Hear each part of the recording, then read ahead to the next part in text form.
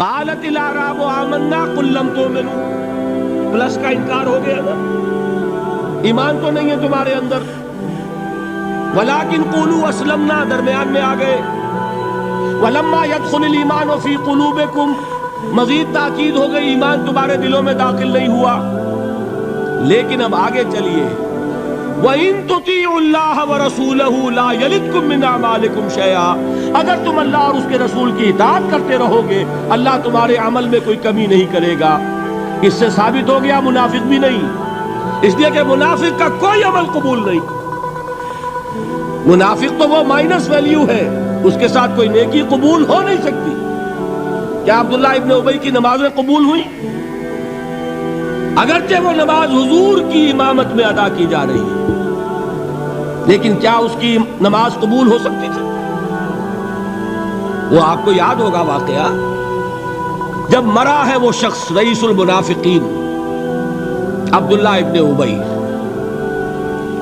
اس کے بیٹے ہیں عبداللہ ابن ابی، وہ مومن صادق، نوجوان نہایت صالح۔ اب ایک سعادت مند بیٹے کو تو باپ سے محبت ہوگی کہ نہیں ہوگی؟ وہ بیٹا حاضر ہوتا ہے حضور کی خدمت میں، حضور میرے والد کا انتقال ہو گیا، آپ اپنا کرتا عنایت فرما دیجئے تاکہ میں اس کو کفن دوں۔ حضور نے سوچا اور کرتا اتار کے دے دیا۔ حضرت عمر کھڑے ہو گئے، وہ تو تھے نا، ان کا جلال اور ضبط نہیں کر سکتے تھے، ان کا وہ انداز تھا جو حضرت موسیٰ کا تھا۔ حضرت خضر کو 3 دفعہ ٹوکا کہ نہیں، یہ کیا کیا تم نے؟ بغیر کسی جرم کے اس بچے کو ختم کر دیا، یہ کیا کیا تم نے؟ کشتی کو تم نے توڑ دیا، مارو گے ان کو جو اس کے اندر سوار ہے، یہ کیا کیا؟ یہ دیوار سیدھی کر دی، یہ بدبخت انہوں نے ہمیں کھانے کو بھی نہیں دیا اور ان کی دیوار سیدھی کر رہے ہیں۔ تو حضرت موسیٰ علیہ السلام خاموش نہیں رہ سکتے تھے۔ اِنَّكَ لَن تَسْتَطِيعَ مَعِيَ صَبْرًا، یہی معاملہ حضرت عمر فاروق کا تھا۔ کھڑے ہو گئے، حضور کیا کر رہے ہیں؟ اس دشمن خدا کو آپ اپنا کرتا دے رہے ہیں، اس نے یہ کیا، اس نے یہ کیا، اس نے یہ کیا۔ حضور مسکرا کر فرماتے ہیں، عمر میرا کرتا اسے اللہ کے عذاب سے نہیں بچا سکے گا۔ کبھی سنا آپ نے؟ لیکن ایک ہے مروت، ایک ہے شرافت۔ اس نیک اور صالح نوجوان نے آ کر مجھ سے ایک بات کہی، مجھ سے سوال کیا نا، کیا میری شرافت اور مروت اسے گوارا کر سکتی ہے کہ اس کا ہاتھ میں خالی لوٹا دوں؟ لیکن یہ نہیں کہ میرا کرتا اسے عذاب سے بچا لے گا۔ لیس للانسان الا ما سعى وان سعيه سوف يرى، نہیں ہے انسان کے لیے مگر وہی کچھ جس کے لیے اس نے محنت کی، بھاگ دوڑ کی، جو کمائی کی ہے وہی ملے گا، اور جو کمائی ہے وہ ضائع نہیں کی جائے گی، وہ دکھا دی جائے گی، یہ ہے تمہاری کمائی۔ تو انسان کا معاملہ تو عمل سے ہے۔ اور میں یہ بھی بتا دوں، لطیف باتیں ہیں یہ کرتا حضور نے دیا کیوں؟ ایک تو آپ کی شرافت اور مروت، اسی شرافت اور مروت کا ایک اور پہلو یہ تھا، حضور اس شخص کا ایک احسان اپنے اوپر سمجھتے تھے۔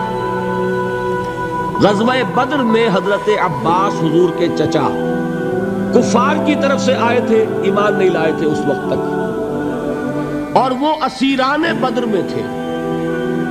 بدر کی جنگ کے بعد جو قیدی تھے ان میں عباس بھی ہیں رضی اللہ تعالیٰ عنہ۔ ان کو پاس کرتا نہیں تھا، کرتے کی ضرورت پیش آئی، وہ طویل القامت انسان تھے۔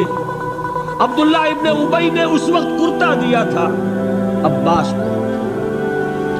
اس کو محمد الرسول اللہ اپنے اوپر ایک احسان سمجھتے تھے کہ میرے چچا کو اس شخص نے ایک وقت میں کرتا دیا تھا۔ آج در حقیقت محمد الرسول اللہ صلی اللہ علیہ وسلم نے اپنے اس احسان کا بدلہ چکایا۔ بہرحال بات جو ہو رہی تھی اس کو سمجھیے، منافق اندر جو کچھ ہے وہ ہے اور اللہ جانتا ہے، اللہ کا رسول جانتا تھا لیکن اس نے اس کو چھپایا اور تاکید کر دی، جس کو بتایا بھی ایک صاحب حضرت حذیفہ ابن یمان، کچھ منافقوں کے نام بتا دیے تھے آپ نے یہ میں واقعہ آپ کو پورا سناؤں گا جبکہ نفاق پر گفتگو ہوگی، لیکن ساتھ ہی کہہ دیا تھا دیکھنا کسی کو بتانا نہیں، یہ میرا راز ہے تمہارے پاس۔ اب لوگ ان سے پوچھتے بھی تھے، وہ بتاتے نہیں تھے۔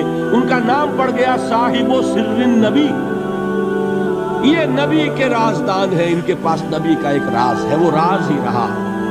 میں بتاؤں گا کہ کس نے پوچھا تھا، وہ تب نفاق کی حقیقت سمجھ میں آئے گی۔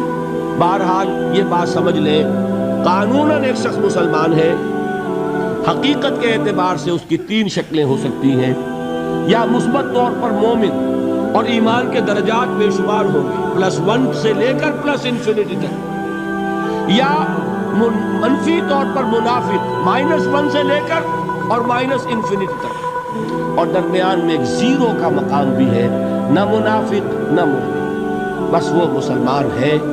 وہ ہے جس کو فرمایا گیا ان تطیعوا اللہ ورسولہ، دیکھو ایمان تو تمہارے دلوں میں نہیں ہے، لیکن اگر تم اطاعت کرتے رہو گے اللہ کے اور اس کے رسول کی، اس حالت میں لا یلدکم من اعمالکم شیئا، اللہ تمہارے اعمال میں کوئی کمی نہیں کرے گا، اس کے اجر و ثواب سے تمہیں محروم نہیں رکھے گا۔